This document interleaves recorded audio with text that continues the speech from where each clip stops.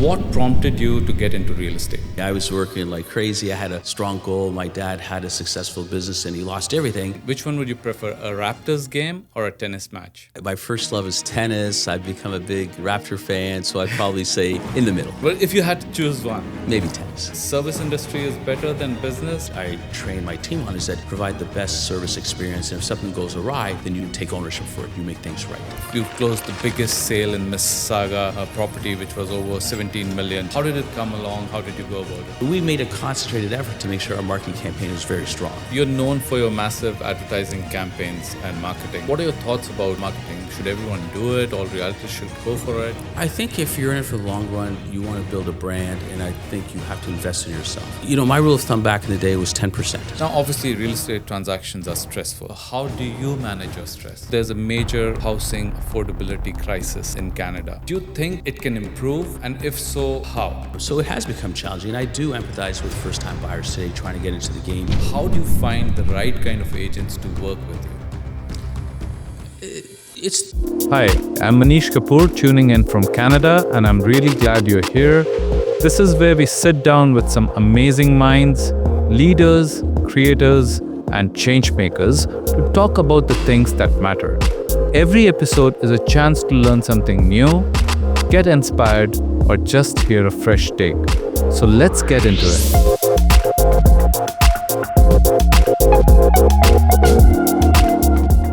Joining us today is a true titan of Canadian real estate, a visionary leader with over 30 years of unmatched experience in the industry. As the founder of Sam McDadi Real Estate Inc., he has led his powerhouse team to an astonishing $5.5 billion in career sales, helping over 11,000 families find their dream homes. Once the number one Remax team in Mississauga and among the top 4 worldwide, his name has become synonymous with excellence, integrity, and innovation in real estate. With a strategic mind, an elite team, and relentless dedication to client success, he continues to redefine what it means to be a top-tier real estate professional. Please welcome the one and only Sam McDadi. All right, Sam, thank you so much for being here. We'll start off with some very simple questions, and then we'll get down to the real podcast questions. So just wanted to check with you, which would you prefer, a workout or playing a game? I love working out. Working out? Okay, perfect. Again, which one would you prefer, a Raptors game or a tennis match? Oh, wow. That's my first love is tennis. I've become a big Raptor fan, so I'd probably say in the middle. In the middle? Both? Yeah. But if you had to choose one? Maybe tennis. Tennis? Yeah, the old love, right? Yeah, perfect. And who would you be your preferred client? A celebrity, a sports person, or an investor? Yeah, I mean, celebrity / sports person is synonymous, but I think those two. Those two? Yeah. Perfect. So, Sam, now getting down to the actual questions. Now, when you started, real estate was 30 years back. You were into finances. So what prompted you to get into real estate? It wasn't really by design. When I was younger, I had a love and passion for the game of tennis, and I was fortunate enough to get a tennis scholarship in the States, and I furthered my education, did an MBA, and I thought I was going to follow the corporate path. And I, in fact, did that for a couple of years, but I was really disillusioned, unhappy. I felt the Sunday night blues when I had to go to work Monday. And so I thought, if I've got to work for 40 or 50 years, I need to find something I'm passionate about. So while I was unconventional 30 years ago to shift out of corporate finance into real estate with an MBA, I just thought, it was something that I enjoyed doing. And when I got into real estate, although it took a few years to find my bearings, it was really a labor of love. And I could do this 24/7 and feel gratified. So I knew this is where I want to be. Perfect. And so obviously, right now, you're one of the biggest names in the industry, right? How did it come along? Rome wasn't built in a day. So when we first started, I just wanted to make sure I could find enough success I could sustain doing what I was doing. I didn't know what the road was going to look like, but I knew I loved what I was doing. And as I started building momentum, then I realized, hey, I'm onto something pretty good here, and I can grow this to really being a pretty big operation. And with that in mind, that's when Initially, I was a buyer agent, and I was dealing with first-time buyers. And back 30-plus years ago, prices were $100,000, and I was putting 8 or 10 people in my car every Saturday and Sunday. So it was just a numbers game for me. I was working like crazy. I had a strong goal. My dad had a successful business and he lost everything. So my goal is to take care of the family. So that was my why, right? So, and as I started having success, I realized I just couldn't do it on my own. That's how the team slowly started evolving. So when you said your dad had a business, so was that business in Canada?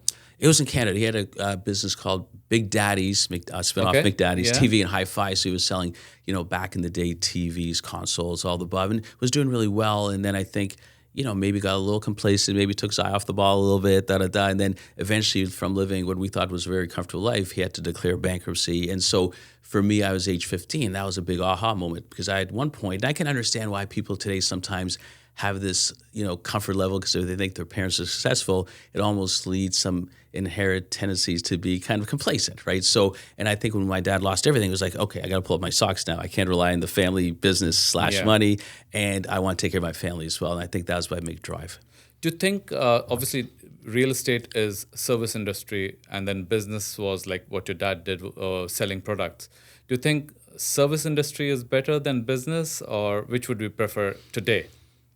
I think at the end of the core is that you have to provide good service. It's what you have to be memorable, right? So what separates 90,000 realtors on the board from the ones who are really at the top, right? Now, obviously, they're doing a lot of things right, but I think for me, what I've realized, and I train my team on, is that provide the best service experience. And if something goes awry, then you take ownership for it. You make things right. Yeah, that actually was my next question is, obviously, you said there is so much competition, so many realtors. What makes you, different from all of them? I remember once I was in Austin, Texas, and I was talking to a group of 8,000 realtors, and I was a little nervous. I mean, I've spoken to many groups, but 8,000 looked like it was a football stadium, right? Yeah. So, but I remember the night before I went to bed at 9, 10 o'clock, I wanted to have a good night's sleep and be ready, and I was, I wanted to have my A game. And that night, everybody was out till 3, 4 in the morning getting drunk. And I said, they can't compete against me. I don't drink. I don't smoke. I eat clean. I do all the right things. So even if they have equal or more talent, my work ethic will surpass everybody else. And I was pretty committed. I said, I'm in this for the long run, and it's not just a get-rich-quick scheme. I know Rome was built in a day. It takes time, but I have passion for this industry, and I believe I can do well. And when I looked around, I mean, in my mind, I thought I could be as good as anybody, right? So, and you have to have that mindset, whether you're an athlete or a business person, you have to believe you can be the best, right? Yeah. But I knew I was going to back it up with work, which a lot of people weren't ready to pay the price for success. Most people want success. Yeah. They're not ready to pay the price for it. And it's a heavy price to pay. I mean, to get to the top, people see you at the top, they don't see the journey to get there. For sure. So, Sam, obviously you deal with elite clients, you deal with multi-million-dollar properties. I believe you've closed the biggest sale in Mississauga property, which was over 17 million. How did it come along? What was happening? How did you go about it?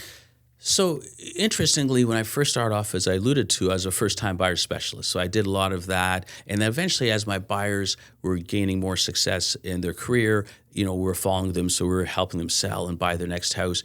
Probably about 15 years ago, I said, I'm really not having enough of the high-end market. So I think I need to get a piece of that. We have all the skill sets, we have all the value-added services, so I think we should enter that. Yeah. And over time, but we went at it pretty aggressively. I was farming 22,500 houses. They're all luxury homes in South Mississauga, and I was sending a flyer mail out every week. And initially, I think the reception was, we know him, but he's more uptown. He doesn't really do South Mississauga. But after a few months, who is this guy? So we made a concentrated effort to make sure our marketing campaign was very strong, right? Yeah. And so with that, eventually we got a good piece of the high-end market.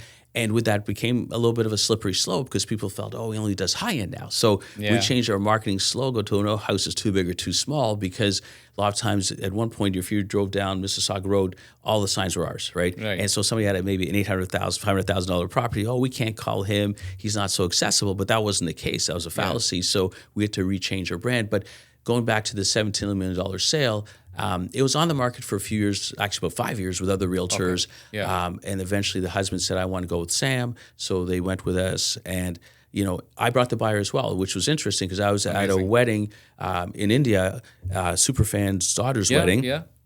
On the way back, I pop into Dubai, visit an old college friend. And one of my clients who actually lived in Dubai, lives in Dubai now, but had a residence in Canada. We were already engaging with this property. Well, he ended up buying this property, right? So so we actually had 2 offers on the property. Well, that's an amazing story. Which is crazy. So right? he was with another agency for about 4-5 years. 5 years. And they couldn't sell. No, we sold in about 2-3 months, right? So that's amazing. And we had multiple offers. But interesting, when we got it down to 20 million, which is really crazy, we had 8 showings for a $20 million asset in 1 week. One That's week, unbelievable. right? And we had 2, 3, 4 parties interested, right? So it was pretty interesting, right? And our client, successful businessman who lives in Dubai, he's buying it for a summer house. So Oh, really? yeah, summer house. That's amazing. And I was just interesting. Sorry. So I was a little cautious because his wife's representative his family member saw the property. They didn't see it till the day before closing. Yeah. So I want to make sure they like it. They're spending a good chunk of money here. Right. So we walked him through, and the wife said, "Oh, it's a cozy house." Yeah. I said 25,000 square feet. I'm not sure if I use the word adjective cozy, right? But they're building a 60,000 square foot house in Dubai, right? So it's all levels, right? So, but very, very nice family, and I'm very happy for them as well. And the seller would have been so happy with this as well. Well, I think they were happy and relieved that finally, the chapter was closed. Awesome. So, Sam, I know that you were with Remax. You had a team with Remax, and then you now have your own brokerage. Why did you decide to, kind of open your own thing? It's been about 13 years now, I believe. May 1st made 13 years. So we were with Remax for about 14 years. A great run with Remax. We're happy to have been with a quality organization. Had some internal differences with my broker. He didn't back me on a few key pieces, which I thought were important to me. I'm huge on loyalty. So I think that's what initially started the journey of maybe looking at different options. And I remember at one point we were going to take a Remax franchise. Yeah. And I had a team meeting just downstairs. And I said, "What do you guys think of McDadi Real Estate?" Kind of joking, half jokingly. And they also, "I think we're ready for that. We can pull it off." I wasn't so convinced back then because I thought we needed the brand, the whole bit. But eventually, after a bunch of discussion with some key friends of mine, we decided to start that journey. And it was the best thing we ever did, right? Because and I'll share one other interesting story. So when we first opened May 1st, 13 years ago, we're really excited. We take 3-4 months to prepare. Have to hire now deal secretaries, all the things we didn't need before. And we're ready. And May 1st, from 9 to 12, now 1 phone call. So I'm like, I'm starting to sweat. I said, did we make the right decision here? This is really, I'm getting nervous now. Then we get a call about midday from the phone company saying, "We really apologize. Your lines were down. Now they're up and running." So I think, okay, then business was perfect, right? And our first year was our best year ever. Like we probably exceeded our sales volume from the previous year with Remax when we were top few in the world by 50%. Yeah. Right. So it showed that, that was the right at that time. I mean, Remax served a great purpose for us, but I think it was the right time for us to step out. That's an amazing story. So you built this business by yourself, right? What are some of the hardships you faced during your time kind of running this business? Well, initially, as I alluded to, I didn't have any money, so it was making sure we're smart with our finances and, holding every dollar accountable. HR is an important element as well. So as a team grows and evolves, you have to have the right people in place. One bad person can be a cancer in the organization. So I think that's really important. And, I'm more of a sales and marketing person. So I was not really wanting to take on all hats and et cetera. So my brother came on recently, retired from Tennis Canada. He's VP of operations with us, but he was second in command at Tennis Canada. So it's freed me up to do the things I want to do within our organization. And we've grown a fair bit. We've got 7 offices now, spanning from Yonge and Lawrence to Hamilton and Burlington and Milton and Toon, Mississauga and Oakville. So, we've thought that it was important to have physical space that lends itself credibility in the markets we want to attack. Perfect. So how do you manage all these locations? Do you have your people who are working for you? They take care of that?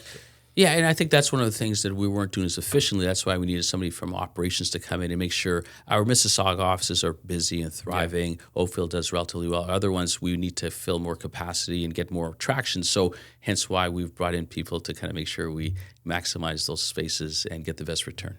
This episode is sponsored by Kapoor Law Firm, your trusted real estate law firm serving all of Ontario. Whether you're buying, selling, or refinancing a home or business, their expert team can guide you through every step. And here's a bonus for our listeners. Subscribers to this show can receive a one-time coupon for their upcoming closing. Visit thekapoorpodcast.com to claim yours. Perfect. So I've worked with a few of your agents and they've been with you for such a long time, right? How do you find the right kind of agents to work with you? We're never really looking to hire agents. It's not, we get applications on a daily basis. They'd like to join our team, maybe 2 or 3 a day. And we typically politely reply and just say that we're running at full capacity. But the ones that are with us, I mean, they're with us 20, 30. They become part of the family, right? So we really are more than just teammates and coworkers. We're actually family. And I think that's a really important culture we try and instill. There's of course there's times it doesn't work out, right? Where you bring somebody on and it's not a good fit or match. And we don't say you have to sign a contract of 3 years and there's a penalty to exit. If you're unhappy or we're unhappy, then it's okay to leave, right? So and we give everybody the freedom and flexibility. And sometimes people have ironclad contracts, which people kind of resent. We're like, no, if you're not happy here, you don't have to stay here. When we feel this is a privilege to be part of our organization, if you're not comfortable with it, then let's leave as friends. And that's always been our mindset, right? But invariably what happens is the ones who stay with us, which is probably 90%, we have a very low turnover rate. I mean, they're really happy and, we take care of them the best we can. And, anything they need from a personal level perspective, not just business, we're there for them. That's amazing. I can vouch for that as well because like I said, I've worked with them. I know they look up to you. You give them amazing insights in training and what have you. So I know from my side as well that, your agents are really happy and that's great. So, Sam, right now, obviously we know what the real estate market is. It's not very good, right? Also, there's a major housing affordability crisis in Canada. Do you think it can improve? And if so, how? We're in a challenged market. So if we really look at the last 30, 40 years, if you look where prices were versus they are today, on average, prices have doubled every 10 years. So, and income has not gone up proportionately. So there's a big disconnect. So it has become challenging. And I do empathize with first-time buyers today trying to get into the game because, if you want to get a mortgage of $500,000, you need an income of about $120,000, $130,000. Well, the average Canadian household income is $80,000 or $90,000, maybe $100,000 in the GTA. So that gets you about $400,000 in real estate, which doesn't get you much today, right? So there's a disconnect. I do think that they've got to ease up on allowing people to build quicker and more accessible because I think even right now, I'm going through some things in my house. And the process it's cumbersome. I'm just trying to get a small structure and it just takes so long. And so I think there has to be greater efficiencies. I also think from a qualification perspective, while it made sense to have the stress test years ago when rates were sub 2%, as rates have gone up to, it was at 6, now it's 4 and change. I mean, I think you need to eliminate the stress test to allow more people to get in the game because I think this is probably our reality of rates. You won't see, I think 2% fixed 5-year money's gone. I think that was just a duration that lasts probably longer than it should have because people got used to that kind of environment. But if you look at a 40-year graph of interest rates, you've been high as 28%, right? And, so 2% 5-year fixed intuitively isn't where it should be. So I think they should get rid of the stress test. They should allow for a longer amortization period. So it allows people, so if you have a 40 or 35-year AM, even for a first-time buyer, now the payments can make sense because the biggest challenge we see today is affordability. And that's across the board because I think people weren't ready for the rate increases, for the market shift, for the economic shift. And so I think that's caused a lot of stress for a lot of households. And we see it across all sectors. Before, it was more people who were kind of in the lower mid, income category, but now even upper end category folks who maybe stretch themselves too much because thinking good days were here forever, are caught, right? So I do think changes have to take place, but it's not overnight fix. I tell our team that, hey, well, especially our younger agents have been in the business only 5-10 years for, except for maybe a blip here or there for 3 to 6 months. They've only seen good days, right? So they haven't seen bad markets and prolonged bad markets. So I 89 to 95, it was 6 years of the market continually going down 5%, 6% every year, and rates were double digits. So that was where I learned the business. Now it's probably the best time to learn because it was a tough market, right? So where most people have just kind of, for lack of better words, have been order takers, right? So when you're just filling an order, that's easy. Now in this market, you have to separate the men. The men separate themselves. So the boys, have to be creative, innovative, think outside the box, to find solutions. So it's no longer just filling the order, right? And I think even in the real estate market, at one point at the height, there's 110,000 realtors, which is insane, right? For the Toronto Real Estate Board, arguably the biggest board in the world, right? Which is really unbelievable, right? Now we're sitting around 75, and that number will keep going down because most of them are part-timers. 70, 80, 90% sell less than 2 houses a year. So that's not sustainable unless you're doing it part-time. For sure. And then... not part-time, unless you have other income from family members. So, obviously, the investor clients, they are struggling as well. They had put offers on new homes. Right now, the appraisals have gone down. They're not getting their financing done. What are your comments on that? Well, it's challenging, and I think the problem is it's a life lesson for everybody. So you always have to ask yourself, what's the worst case scenario when you go into an investment opportunity or vehicle? So if the worst case is, hey, I need to close it. I'm not going to always rely on an assignment, which is a failing exercise today because nobody wants an assignment. Yeah. I have to think that the rates might go up. I have to think in 3 years, A, B, C. I might have to think it's going to be empty for 6 months. If the answer to any of those is no, I can't do it, then don't do it, right? The problem is for so long, people bought pre-con, and it was the flavor of the month, the year, the decade. So prices, you'd close on a property, 2-3 years later, guaranteed up to $300,000. You'd sell it, you roll it over, and eventually you bought too much product. So instead of thinking I can handle the one, in a worst case scenario, I can make sure I can go through that purchase. Let's buy 5 or 10, and they spread it across. Well, all of a sudden, wait a sec, rates went from 2 to 6. Appraisals went down. The demand wasn't there. You can do assignments. I mean, even if you did want to do assignments and you could find a buyer, builders wouldn't let you do an assignment because they got out of it. They said, oh, by the way, although you have an assignment clause, it got quickly rejected. So it's like, well, actually, that was kind of, we bought it in earnest thinking that assignments was available. But that aside, people don't even want to buy assignments today. So even if a buyer who's nervous about getting sued after the fact, I'll give up my whole deposit, just have somebody take over so I'm not liable. You still can't get that, right? So it's a tough market. So I think that lessons learned always, I tell my team, when things are good, remember, save for a rainy day, be smart, be fiscally responsible. And I was a little different because I saw my dad go through all that adversity. So I was really cautious. I wanted to make sure everything I owned was paid for. I had no debt. So I was in a good position in that there's no outside obligations. But, many people want to leverage. And leveraging is good to a point, but you can over-leverage and at some point get caught. And I think that's what's happened in this market. Now, truth be told, I don't think anybody's expected the market to turn so quickly. I don't think we saw that coming, right? So, I mean, I understand people's willingness and wanting to kind of gain, net worth and all the above. But be cautious, and if you get too greedy, you get burnt. For sure. So end of 2024, Toronto saw about 20% decrease in the home sales. Obviously, it's gone down considerably. We're in a tough market. What is your advice to a seller client, and what would be your advice to a buyer client in this market? From a seller perspective, if you have a need to sell your home today, then you have to price it competitively. It's no longer you can shoot for the stars and maybe somebody's going to pay you a dollar number that's above market value. So I think you have to be ahead of the curve. And truth be told, there might be still a little bit more bleeding before I'm done with this. So be aggressive in your pricing. Make sure that you take all the right steps from making sure your house presents in the best possible light, if staging is required. Everything that you didn't necessarily need to do in a hot market, you better be very careful to do today because there's a lot of competition. Buyers are not pulling the trigger so quickly, so you have to stand above the competition. And I think it's not an easy market and you have to be patient. So don't blame your realtor who hasn't sold in a few weeks because this isn't 21 where things are selling like hotcakes. Yeah. But you want to make sure that your realtor is being held accountable, that they're doing all they can on their end in supporting you, which means marketing, communication, all of the above, right? From a buyer perspective, no better time to buy.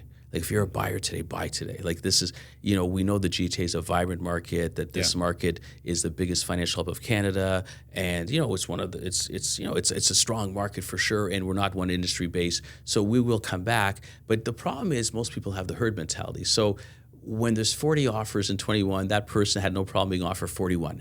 Now when you have a clear path and you cut a good deal, a lot of motivated sellers, I'm going to wait.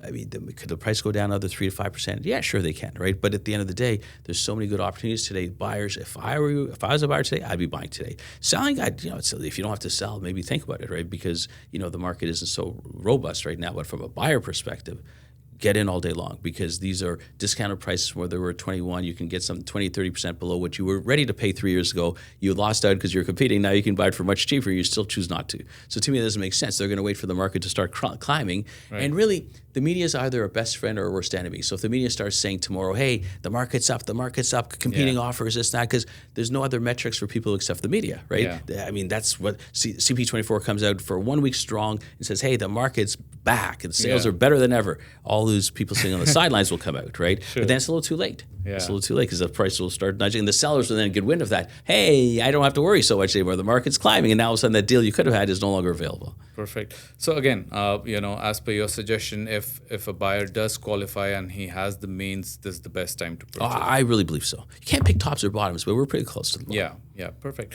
Now, Sam, I always wanted to ask you, why should a buyer or a seller work with your brokerage or a recognized brokerage and not work with a realtor whom they just know? Yeah, I mean, we'll talk about the listing side first, the seller side, then we'll go to the buyer side. So I think from this listing side, we have a lot of value-add services that separate us from the pack. So, and we were the pioneers with staging, not only bringing consultations in, but having furniture and accessories available 20 years ago, right? So we brought our own in-house stagers 20 years ago. Eventually, other people started following suit. But in our model, all our service providers are full-time exclusive. So we have 2 full-time stagers, our own furniture, accessories. So is the staging free? It's included. Yeah, Oh, perfect. yeah, that's right. Because a lot of times people have to rent it on a monthly basis. And I remember I saw a client once, and you had a house that was really nicely staged. It was on the market for 1 year, and I asked him what that looked like, and he said $5,000 a month. I said, well, that's $60,000. If you had listed with us last year, even if it didn't sell, there's no cost attached to that, right? Yeah. It's just part of the service we provide, right? So I mean, those are really important, especially in this day of age where cash flow is a little compromised. Staging is really important from a visual experience perspective, but you don't want to spend $3,000, $4,000, $5,000 a month and continue with that cash flow when maybe it's going to take a long time to sell. We take that burden away.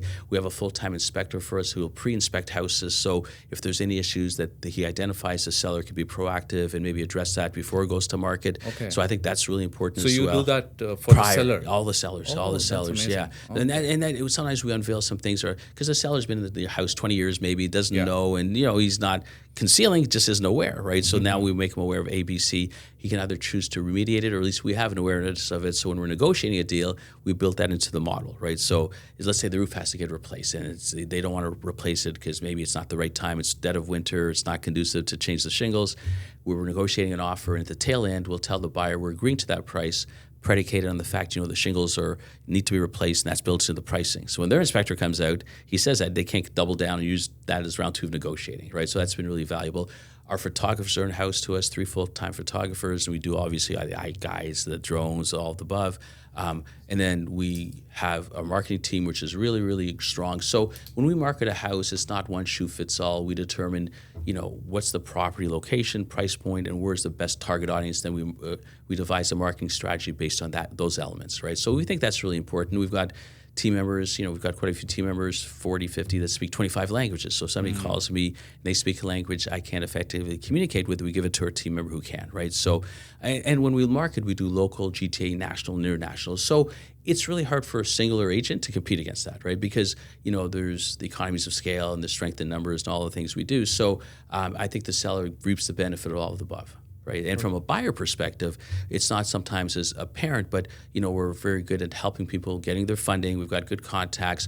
We've got hundreds of offline listings. So if something's not on the market, chances are we may have something that could match up that's not even on the market. Right. So I think when you're working, really you got to think about real estate's the biggest financial asset or purchase people typically make. So I mean, be engaged with the best people because you want to have the best possible outcome, right? And I think from our world, we want to give the best counsel. It's not like we're selling a house, we're building a relationship. And sometimes we'll say it's not the right time to buy. It's not the right time to sell because we want to provide the best counsel, not just about selling a piece of real estate and making a fee. It's about providing consultation, guidance to clients. I think that's what they appreciate.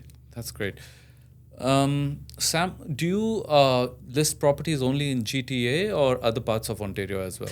We're licensed in Ontario, so within an hour and a half, 2 hour radius. So we've got team members who are out in Barrie, some out in Niagara, so anything in between. We're not going to go to Sudbury. That we couldn't do the market justice there just because we don't know that market, and it's just. But within, let's say, an hour and a half, 2 hours radius, we would cover in the GTA. Perfect. We are also proud to be sponsored by Kapoor Vastralaya with locations in Mississauga, Ontario, Surrey, British Columbia, and Fremont, California. For the finest selection of ethnic Indian clothing, visit your nearest store and explore their beautiful collection. And just for our subscribers, you can get a one-time discount coupon by visiting thekapoorpodcast.com and filling out the form. All right, Sam. So you're known for your massive advertising campaigns and marketing. So what are your thoughts about marketing? Should everyone do it? All realtors should go for it? I think if you're in it for the long run, you want to build a brand, and I think you have to invest in yourself. A lot of people are shy, reluctant to do so. But, my rule of thumb back in the day was 10%. So whatever I was making 10%, I put back into my marketing and brand awareness, et cetera. And I think every agent should do that. And I know there's a propensity in this market where things are difficult to shy away from that. But if you're in it for the long run, I think you have to feel a little pain. And even if it hurts a little bit to do that, I think you need to do that. Because when we started off, we didn't have the budget. We didn't have, as we alluded to, rich parents, et cetera. But I knew I was committed to this, so I knew I had to invest back in the business so I could create a brand that at some point people think McDadi and real estate were synonymous. Perfect. So you've advertised in different mediums, right? Billboards to TV, radio, flyers. Which medium do you think has been the best so far? Oh, it changes. So initially, print was the be-all, end-all, right? Yeah. So 20, 30 years ago, I mean, we used to take 4 full pages in the Mississauga News every week, and now it's at $2,000 a page, so we were spending $500,000 just on that publication, but the ROI made sense. And of course, as print started dying and fading, then we shifted to online. So I think to us today, and initially I remember people asking about billboards. I said, I'd never do one of those. And now, we billboards and bus shelters are a big part of our marketing plan. And that's branding, right? That's branding for us, right? So, and TV's been really good. I mean, even the Raptor experience has been good because we have visibility there. So, we took it from not just trying to become a realtor, but become a brand that people always related to or with real estate, right? So, but I do think that today print obviously is it's virtually non-existent, but I think online presence is important. The physical presence of bus shelters, billboards, and TV are important as well.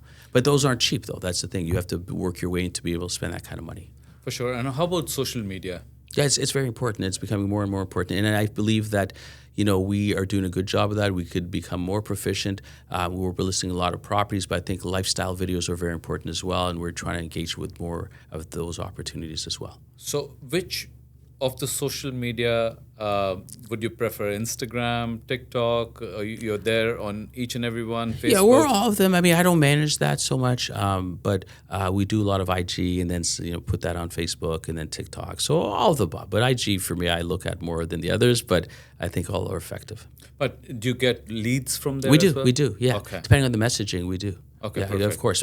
And the other, I always tell our fellow realtors that if you've got social media but you have 10 followers, first you got to grow that following count because you're not hitting a big enough target audience, right? So I think you have to big followers so that because if you have 50, 100, I mean you're just not getting the message out to enough people, right? So while you have great content, you also want to grow the number of followers, real followers, not bot followers, because that makes no sense, right? So organically grow it, right? So because then you're getting to a larger target audience and then they're going to spread it out to their friends in their sphere as well. So how did your Raptors partnership start? What prompted you to...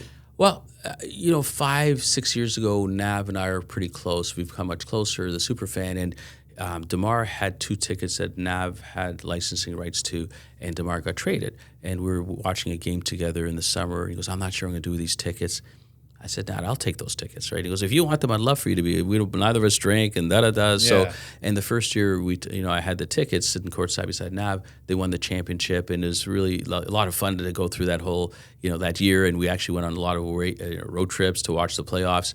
And then, but organically, and not even me asking, a lot of, the people I started knowing within the MLSC organization, hey, give me your resume if you want to work with some of the Raptors. And I was like, I'd love to, right? So we sent our resume in, and then we now work with probably 90% of the Raptors, right? And they're really great guys and develop good friendships and all of the above. And then MLSC approached me, would you like to be an official broker of the Raptors? And that was independent of me working with the Raptors because that was still going to be happening regardless. And I thought, well, listen, we've got a good little relationship going on. It's a good marriage. So let's kind of strengthen that and do a partnership with them. So, now we're the official broker of the Raptors, which is great. That doesn't mean the Raptors have to work with us because that's independent, but it allows us marketing rights, and we have a lot of really nice events with them. And we've built a really good friendship with the organization.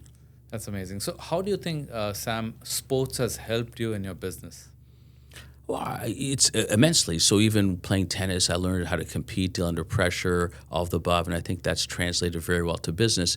When I'm looking at hiring people, if they've had an athletic background, that's a step up for me. That's a check mark because I know they've had to deal with adversity and all that comes with the pressures of being an athlete and the work commitment. And so, yeah, I think it's hugely important, right? So I think to me, if I was young children, if they, a lot of times they're on their video games and stuff today, but I think sports is a really important foundation for the youth to become better people as they get older. Amazing. I want to talk about a little controversy you had in 2014. There was a mansion photo that was used, and there were claims that it was a misrepresentation. What happened, and what are your thoughts? Oh, yeah, it's really innocent. I think we were doing an auction. We started pioneering with auctions, and we had a really beautiful home in Saxony off Mississauga Road, and I think a picture was taken. It wasn't even our picture, actually. I think maybe our team members, or I can't remember which photographer did it, but apparently it was a wider angle lens, and it made the driveway look bigger or something. And so that came to be, I think, okay, I didn't even realize that, number one, right? So I mean, too, it's interesting. So I will say when you're at the top, people will want a gun for you. So you have to be squeaky clean, all the above. In this case here, I actually I shrugged off. This is kind of funny to me, right? Because here's a picture taken. They're saying, oh, it doesn't really depict the driveway size, right? It's a wide angle lens. I'm like, first, I didn't even recognize that. Number two, sure, we'll make sure that in the future we'll make sure we don't, we create the right visual. But so to me, it was a life lesson, not so much that exercise, but it was more about realizing that when you are at the top, then people will kind of try and bring you down, and that's okay, right? But in that case, there was not much I could say. I learned a tremendous amount because we made a huge mistake. I just thought, well, it's interesting. A picture's taken that they didn't like the angle, and that being made the Toronto. I actually enjoyed the press. It's what I thought. That's good press for us, right? Because we know they got in Toronto Star, and we guys, we got some mileage out of this, right? Because in our fate, we did nothing wrong. So amazing. Yeah. So Sam, like when a realtor is working with a seller or say with a buyer, right? There's a property, there's a certain lot size. The seller may or might not know what the lot size is. What's the due diligence from the seller's agent and from the buyer's agent to make sure the buyer is getting what is being advertised? Oh, I think it's really important because a lot of times you're buying based on square footage or lot size, et cetera. So, I mean, your metrics for lot size is really your geo, right? So we go to a geo warehouse, or if we have a survey, a lot of times we just go straight to the geo to get the lot size and dimensions. And for the most part, usually we haven't had any issues where sometimes it is challenging square footages, right? Mm-hmm. So, and I've seen even yesterday I was doing an analysis for a property, and I pull out the impact to see the square footage, and let's say it was 1,800, but they put 3,000 plus. I said, wow, that's a big difference above grade. So that's a lawsuit waiting to happen because, if you're, around a year of, 1 or 2%, I think that's fine, right? But if it's 18 or 1830, I don't think it's going to be material. But when you're actually posting it at a materially different number, that's a problem. And the interesting part is when we're doing square footage, we either use three sources. We're looking at floor plans. If it's a newer enough house where there's a floor plan, that could be a reference point. Land registry to see what they've got it posted out or impact, and then number three, we use our eye guide. So one of the three, but we have to have a source to kind of identify where we were able to extrapolate the square footage, right? So, and I remember one agent put a square footage, and they said source. He said I eyeballed it. I said, eyeball. Wow, that's a lawsuit waiting to happen for sure, right? Yeah. So I tell our team, be really careful with all that stuff because even things now, like as you know, I'm sure you've seen many times, rental items. Now you got to be careful with furnaces and central air conditioning. So a lot of times they're leased, and the seller may or may not know, and all of a sudden in the closing, you got this lien or registration, you got to clear it, and the sellers are unhappy. So all these little, it's not just about selling a house at the right price. It's all the little other steps to make sure, as you know very well, that can either really hurt your relationship because if they don't feel you protected their interests. True. Now, have you seen misrepresentation in MLS? What can a buyer's agent do to check if the representation is valid? Sure, but as a buyer agent also has responsibility. So it's not just, it doesn't fall squarely on the seller or the seller's agent. So if I'm putting an offer in, I'm going to look at the lot size. I'm going to look at the square footage as, land registry, impact, all the above. So I also have a duty to make sure I do that correctly, right? So you can't just say, oh, no, the seller misrepresented. No, but as a buyer agent, you're actually contracted by the buyer. You also have to do due diligence as well. Okay, perfect. Now, obviously, real estate transactions are stressful. Right. So how do you manage your stress? What do you do? Yeah, I think I've always had the mindset that, do the best you can after that, let it go. And I think for me, what's really important, my holistic approach, my lifestyle. So in the morning, every single morning, I'll get a massage for 60, 90 minutes every day. I get a stretch, I work out, I do SAM time, so I feel really in a good place. I've got a personal chef, and I only eat organic, etc. So, I'm coming at it from a good place. I'm not waking up, half inebriated the morning of and the whole bit. Yeah. And I always think, well, what's the worst case that can happen? Okay, this doesn't work out, that doesn't work out, whatever, whether it's real estate or life, but we're still happy and healthy, so that's okay. We can navigate accordingly, right? So I think a lot of things are a mindset in life as well, too. Perfect. So, Sam, I want to talk about your philanthropy, right? You've donated over $1 million to Trillium Health Partners. Why did you do that, and do you think it's important others should do that as well? I believe if you're in a place that you are successful and you have the ability to do so, you should do so, right? Yeah. So, and for me, Trillium made sense because it's health, and health is wealth, and I'm a big proponent of that. And I think there's a lot of areas the hospital is overwhelmed with so many different factors and variables, and they're building the new hospital at Trillium, which is going to be state of the art. So, that was something we were happy to get behind. And, we do a lot of things behind the scenes where we're just happy to do. If there's people who need a little help here and there, we do that. We don't talk about it, but I think it's important if you can, and it makes you feel good to do that. Like, actually, I think after you've had all the toys and all the above, that's great, but that doesn't bring you extra utility of happiness, right? But I think if you can give back, it's also a nice thing as well. Perfect. Sam, you just got awarded the Queen's Diamond Jubilee Medal. How did that happen, and what were your thoughts on that? Yeah, I was shocked. I didn't expect it. So I got a call from Charles Sousa, who's our MP, and said, "Sam, you've been a good ambassador to the city, and we're going to give you this award." So I was taken back by that. So I was very happy. I didn't expect that, and it was a really humbling experience. And so it was really nice. And he came to give it to us. I had my mom there and all that, so which was very nice. So yeah. That's amazing. And lastly, what's next for you? What are your plans for the next few years? I love what I'm doing. Just want to keep doing it. I mean, sometimes people want to reinvent themselves, but I'm happy in the space I'm in. And, I've got a place in Florida. I go there monthly, and I play tennis still every day. And so I just want to stay happy and help as many people as we can, be it our teammates, people who want to buy and sell in real estate, and my family as well. So, I'm happy with the journey we're on. Obviously, there's different goals and aspirations, and at some point we might look to grow, more nationally, et cetera. So, a lot of fun things that are in the horizon, but you want to enjoy every day. For sure. One final message that you would like to give to our listeners? It could be personal, professional, lifestyle, whatever.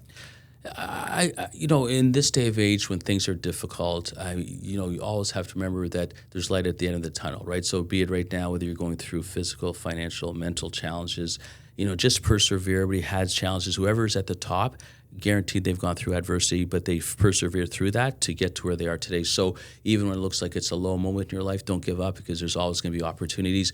You just have to believe in yourself when others may not. Perfect. Thank you so much, Sam. It has been a pleasure to have you, and I'm pretty sure the listeners would love to go over your comments and thoughts on this. Thanks. It's been a pleasure. Okay. Thank you very much. Okay. This episode of the Kapoor podcast was proudly sponsored by Kapoor Law Firm and Kapoor Vastralaya.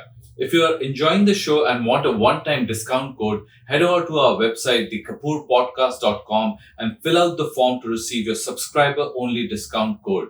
Whether you're looking for legal expertise or premium Indian ethnic wear, our sponsors have you covered. One more request to all of you, please do subscribe to the show and leave a comment to let us know what you think and how we can improve. We'd love to hear from you. Thanks for watching, and see you in the next episode.